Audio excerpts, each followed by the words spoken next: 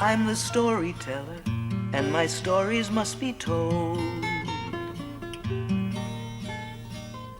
I have many stories, tales for both the young and old.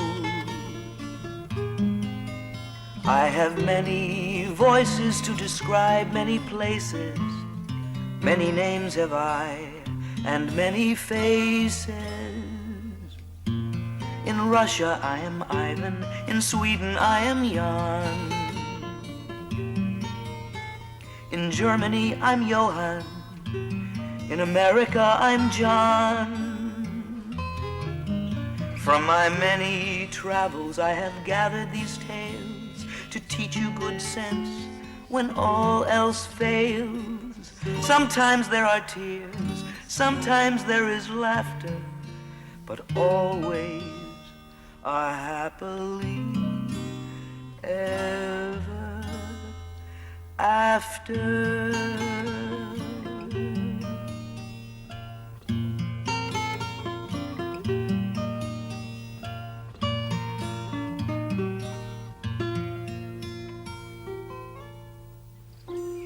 Long ago and far away, in a land of mountains and forests, there was a small village. In the village, the richest man was also the meanest. He lived in a big house by a lake with his only child, a lovely young girl called Marie.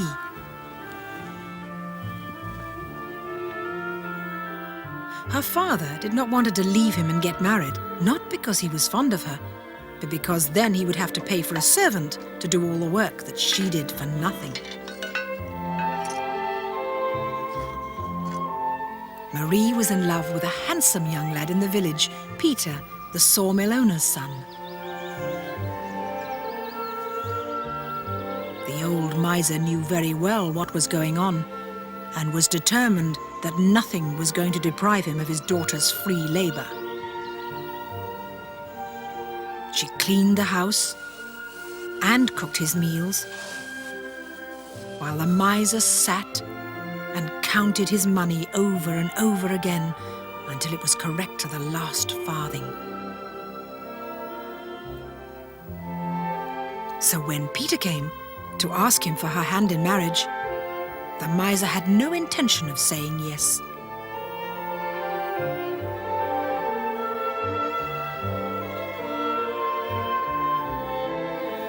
But instead of saying no, he set a very high dowry for his daughter.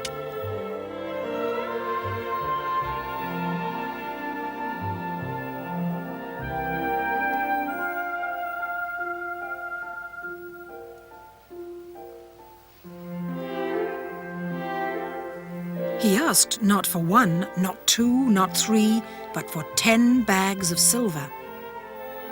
Peter would never be able to afford that much, since the only person in the neighborhood who had so much silver was the miser himself. Peter and Marie tried to hide their disappointment at the impossible price. As he walked home through the forest, Peter racked his brains to think of some way to find such an enormous sum. He was a clever young man, so surely he could think of something. Peter worked twice as hard as usual in the sawmill, as well as running errands and doing odd jobs for the other villagers. But at the end of the week, he had saved only a few pennies. At this rate, he wouldn't be able to marry Marie until he was old and grey. The miser was very pleased with himself. He couldn't resist taunting Peter. Nobody in the village liked the miser, so they were all on Peter's side.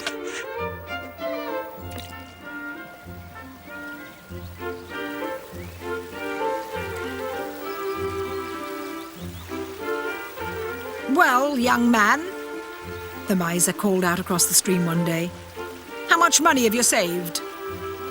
He thought he would have some fun at Peter's expense. "I'll give you a bag of silver if you can make a bridge over this stream without using wood, stone or iron." The lad, who only had to think for a moment, leaned over the narrow stream, bracing his hands on the bank at one side while his feet were still braced on the far bank. "There you are," he said, looking up, laughing. The miser was not pleased. The villagers called to him, "Don't you forget your wager, you owe young Peter the silver." There was nothing the miser could do. The fisherman looked on in approval as Peter took the bag. Now he had a total of 1 bag of silver, only 9 to go. The miser was very annoyed, for not only had he lost his money, but he'd also been humiliated. How could he get his revenge? He thought for a bit, and then decided to sneak into the sawmill when Peter wasn't there. He crept into the mill at night and looked around. He decided to steal Peter's tools, for then surely Peter would be unable to work and earn any more money. The miser was so pleased with himself that he didn't realize that the mill owner had seen him sneaking away.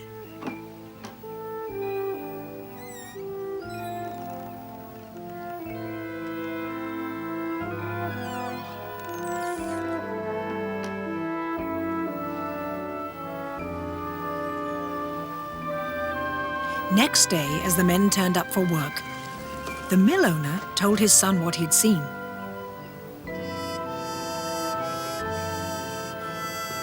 Peter was shocked. He made up his mind there and then not to be beaten by the miser. He soon had an opportunity to get his own back.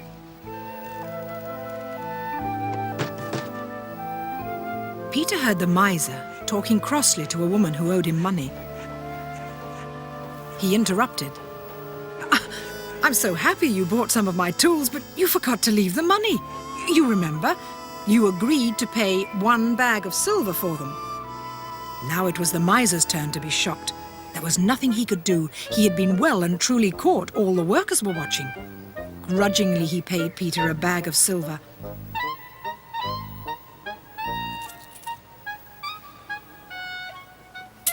Now Peter had 8 to go.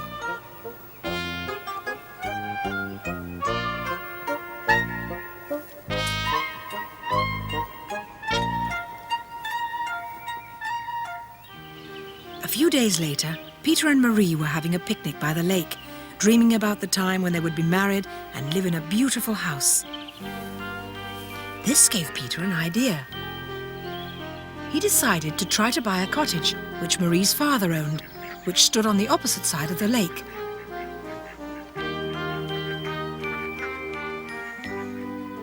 Peter went off to the miser's house and asked him if he could buy the little cottage on the lakeshore. The miser looked at him askance. "Where are you going to get the money from?"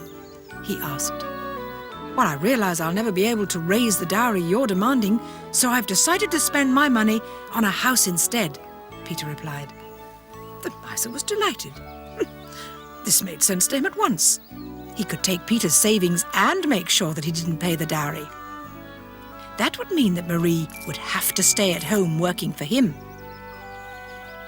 And best of all, he could get rid of the shabby little cottage which no one wanted.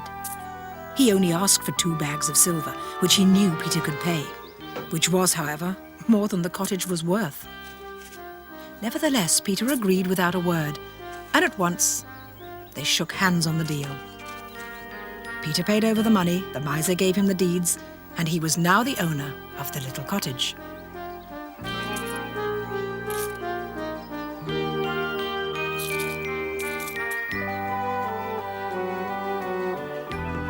The next morning, Peter was up early repairing his new home. He certainly didn't have time to go fishing with his friends.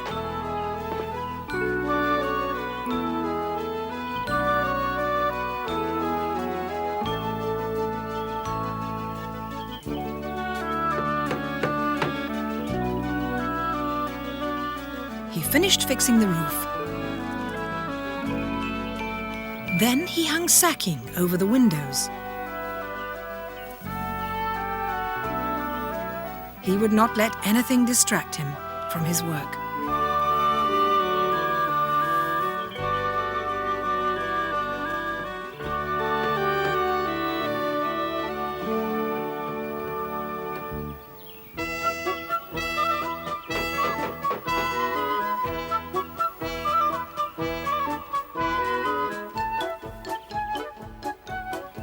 When the miser came walking along the road, as Peter was sure he would, he fetched the largest sack he could find. Holding it open as wide as he could, he ran around in the sunshine. Then he closed the neck tightly, ran into the cabin as fast as he could, closing the door tightly behind him. When Peter came out, the miser greeted him. What are you doing?" Peter began to explain things to the miser. "You see, I've made an important discovery. I know how to keep sunshine inside a building. Now I can grow whatever I like, whenever I like." The miser was very interested. So that was what Peter had been doing. He made up his mind. "Sell me back the cottage," he said.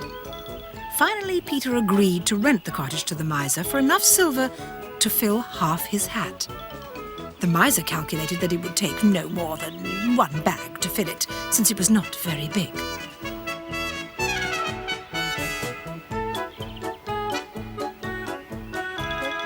When her father had gone, Marie came by.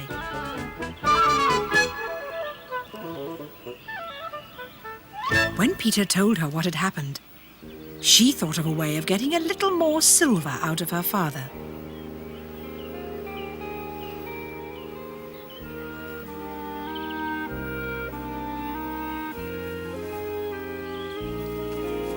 "Give me your hat," she said. She rested it on the top of her basket. Then she borrowed Peter's knife and made a cut in the crown of the hat. Peter at once understood what her plan was and was very pleased with it. Some of the coins would fall through the hat into the basket. It was amazing that such a silly old man could have such a clever daughter.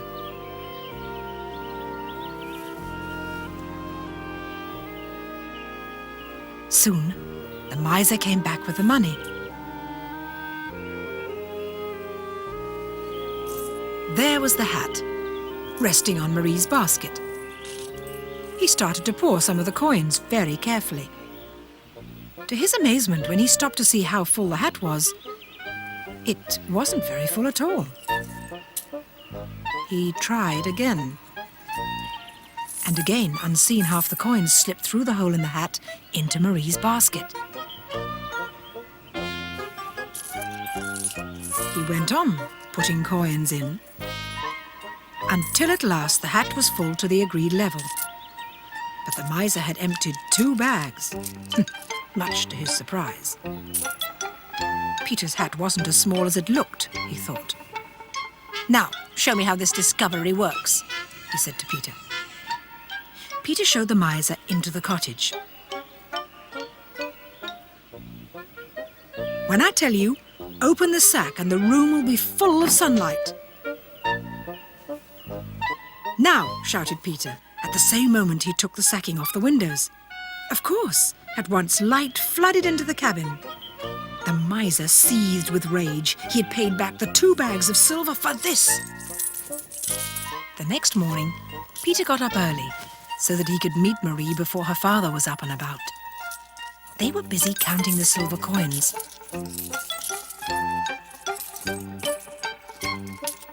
They were wondering how long it would take to earn the rest of the money when something Marie had said gave Peter another idea. He fetched a large pail, went down to the stream that ran out of the lake, and waited for her father to come out.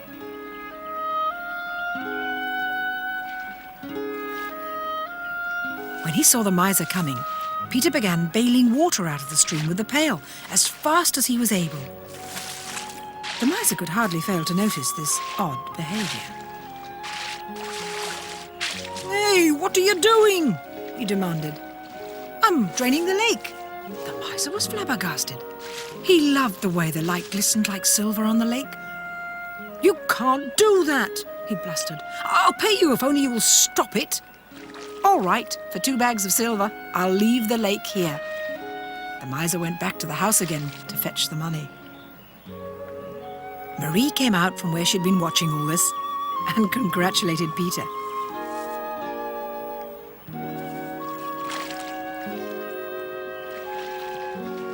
"At this rate, we'll be married very soon," he said happily.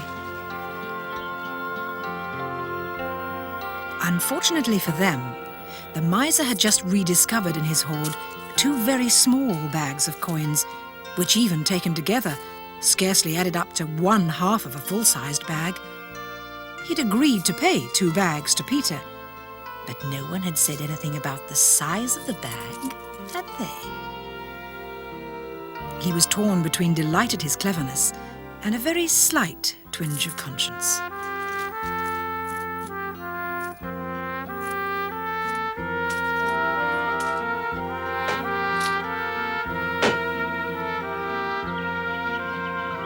As the miser came back, Marie hurriedly returned to her hiding place.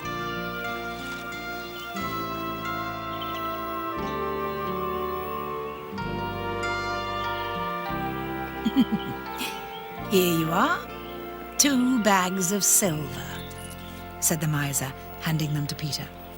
But they're tiny, said Peter in dismay. These are full bags of silver, no doubt about it. Small bags, but definitely full bags, replied the miser. Peter had no choice but to accept. At least it was better than nothing at all. Well, 2 could play at that game. That evening, Marie secretly sewed another 8 tiny little money bags.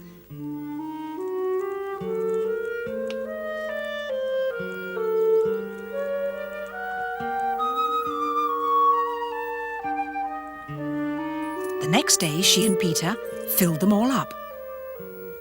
When at last they had filled the 10 little bags with silver, they had several coins left over.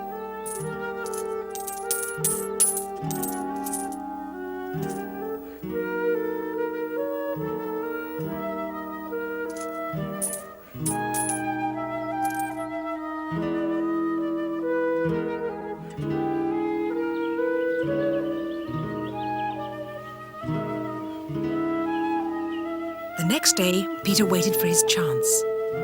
When at last the miser came along, Peter called out and asked him to confirm in front of all the villagers that if Peter gave him 10 bags of silver, he could marry his daughter. That was indeed the case.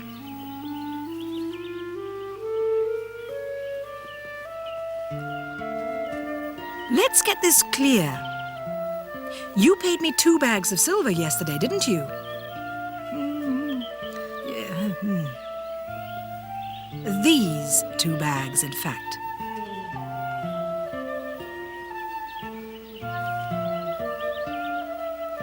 Too late, the miser saw what was coming, and no matter how much he wriggled and squirmed, he was caught in his own trap. Everybody watching knew nobody had said how big the 10 bags were to be. There was nothing to be done. Before the whole village, Peter paid in full 10 bags of silver. Now he could marry Marie. The miser could not refuse. He had produced the tiny bags, and once again his greed had caused his downfall. In front of the villagers, he had to accept the dowry. Through clenched teeth, he gave his consent, and the date of the wedding was set.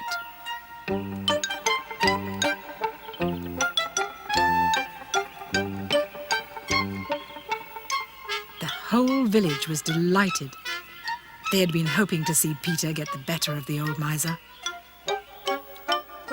Marie's father could not forgive Peter for having tricked him out of the dowry. He was still determined to prevent the marriage if he could.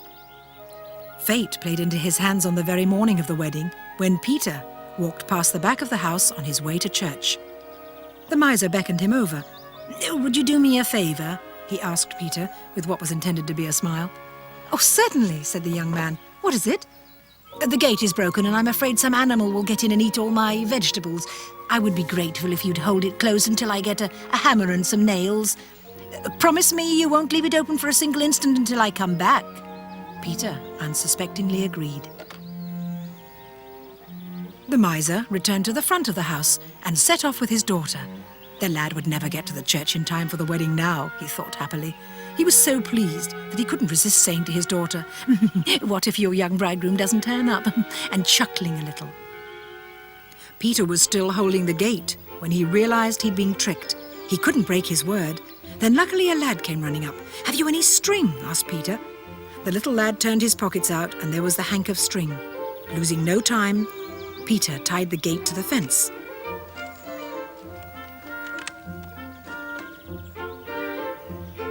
Then he ran as fast as he could to the church.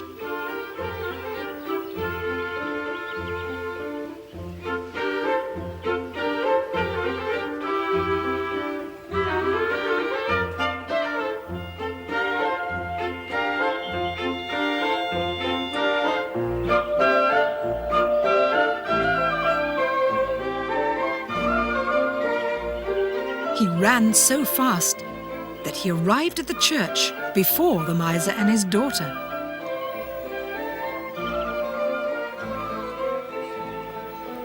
The old man was speechless for a minute. Then he recovered himself. "You broke your promise," accused the miser. "No, I didn't," explained Peter. "I have not left the gate open. I have tied it fast with string."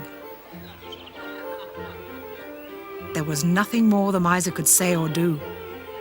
Besides, he was beginning to realize that there might be some advantages to having such an enterprising son-in-law. The pastor beckoned the congregation into the church.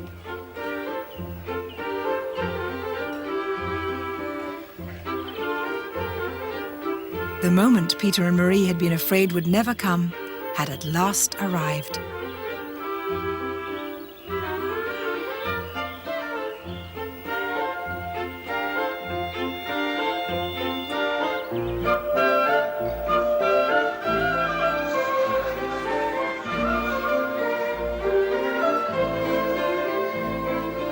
After the wedding, there was a great feast in the miser's house. At the sight of the tables piled high with food and drink, the miser could not contain himself. Oh, he was a greedy man and loved to eat well, especially at someone else's expense.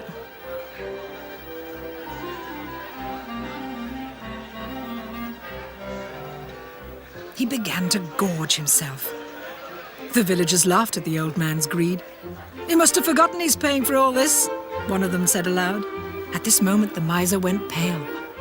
Suddenly he found he'd lost his appetite. Everyone laughed, and Marie whispered to Peter. They didn't want to spoil the party, so he and Marie offered the miser their few silver coins as their wedding present to him. Now there was nothing to stop the celebration.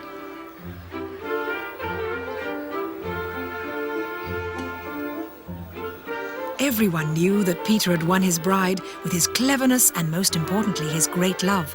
Everyone agreed that they were bound to be the happiest couple in the whole village.